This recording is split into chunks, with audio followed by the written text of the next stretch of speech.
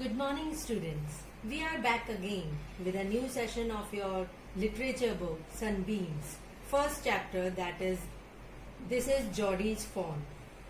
The writer of this story is Marjorie Kinnan Rawlings, who was an American short story writer and novelist. She had won the Pulitzer Prize for Fiction in 1939 and the John Newbery Medal in 1956. So now, without any further delay, we should move forward to our textbook.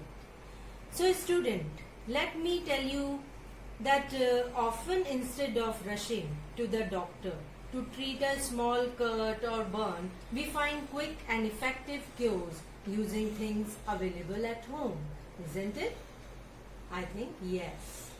Now student, before I start the explanation of the chapter, I will explain you the role of the characters of the story.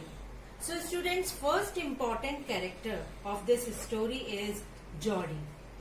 He was a small young boy who saved his father's life. Next important character is Penny. He was Geordie's father who was bitten by a snake. Then Aura Baxter, who was Geordie's mother.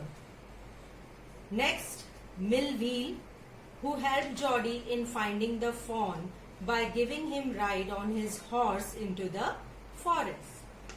Next is Dr. Wilson, who had come to treat Geordie's father. So students, these are the main characters of the story.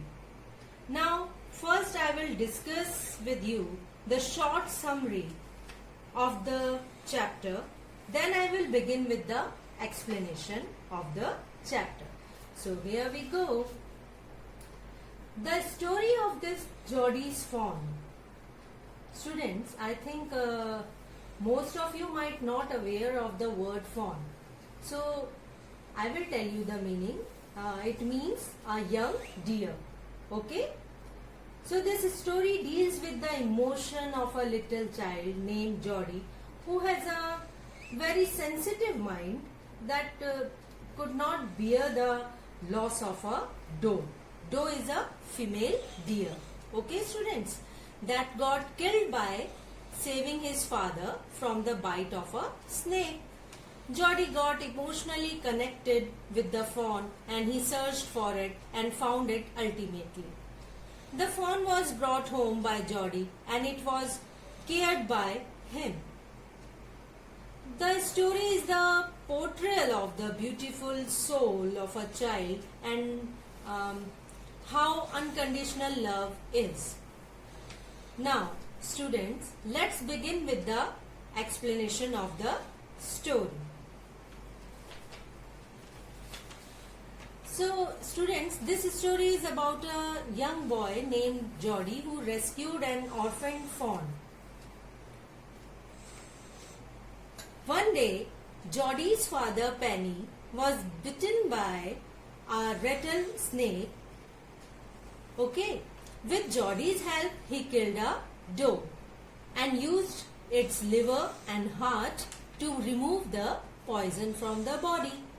The next morning, he felt much better, but his son Geordie felt bad to have left the doe's fawn all alone in the forest. The thought of fawn kept on haunting Geordie's mind. Means all the time the fawn was roaming in his mind. So he quietly went to his father's bedside. He first asked his father about his health. Then he told about his feeling towards the fawn to his father. He asked his father to permit him to bring the fawn home. He wanted to raise him. At first, Penny was in dilemma. Dilemma means in confusing state. But Geordie agreed that raising the fawn would not be a burden. He also said that his family was responsible for the fawn's unfortunate situation. Okay. Now Penny agreed that it would be ungrateful to leave the fawn to starve. So he gave Geordie his permission. He asked him to ask his mother also about it before going to bring the fawn at home. Now Geordie came to the table and sat down very quietly. The mother was pouring coffee in the cups. She was taken aback when Geordie asked her to bring the fawn home. Seeing the mother's reluctant, Geordie told what his father had said. Now before the mother could say anything, Dr. Wilson spoke. He said that nothing in this world comes quite free.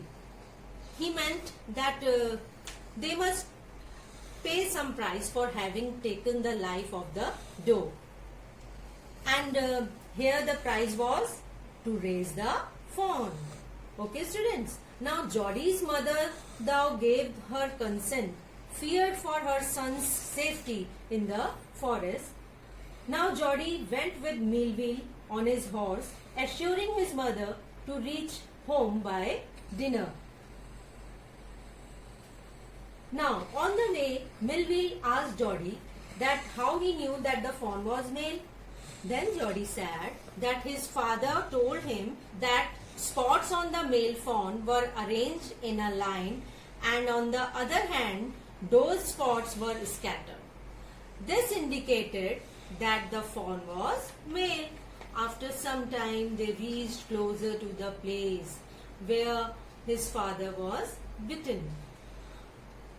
Here Geordie wanted to go on further all alone because he didn't want Melville to see his disappointment if they failed in finding the fawn.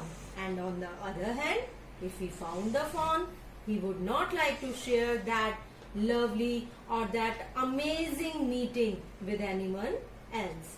Thus, assuring Melville of his knowledge of directions and his ability to take care of himself, he moved on. When Geordie reached the spot where his father was bitten, he found buzzards. Buzzards means, students, a large bird like the vulture that eats the flesh of dead animals, hovering over the carcass.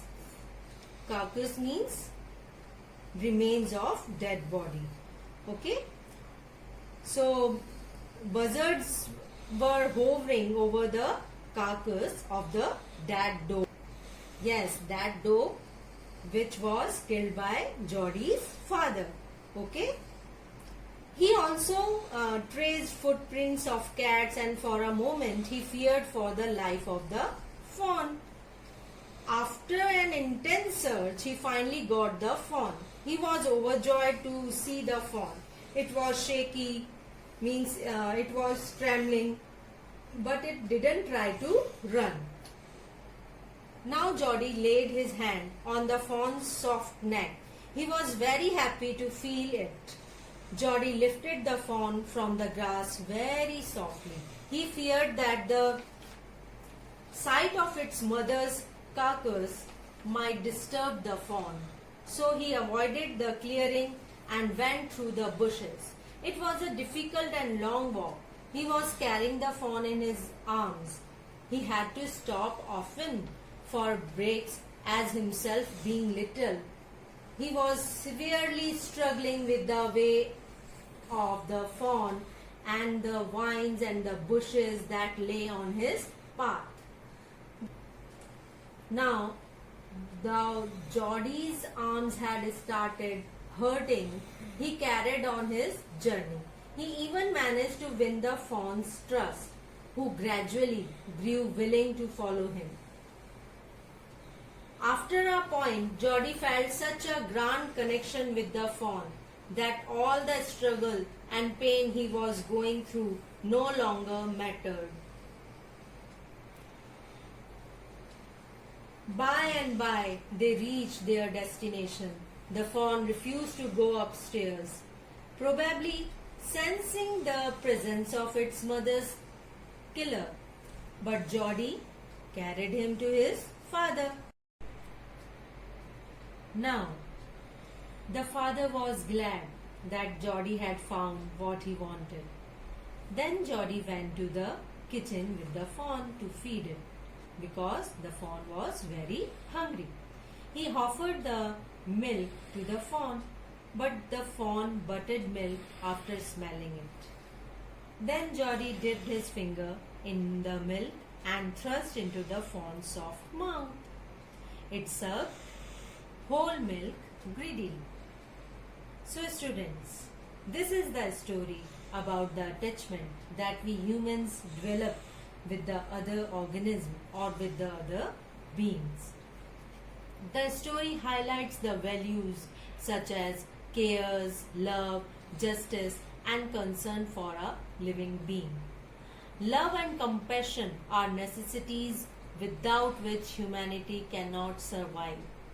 True compassion means not only to feel others' pain but also being moved to help. Okay, students? What is the message of the story? Okay, I will tell you. Kindness is a gift everyone can afford to give. Okay, so this is the message of the story. Now, students, we will proceed to our next task, and that is, yes, home assignment. So for this home assignment, you have to read whole chapter very carefully and complete this work. Okay, so here are the questions. Question 1 is, how did the dog save Penny's life? Question 2, why was Millville afraid to leave Geordie alone in the forest? Question 3, why did Geordie want Millville to go away? Question 4, why do you think the fawn cried piteously? Question 5 is reference to context. I am glad you found him. Who says these words and to whom? Who is him? Why is the speaker glad? So students, this is all for today. Till then, stay home, stay safe.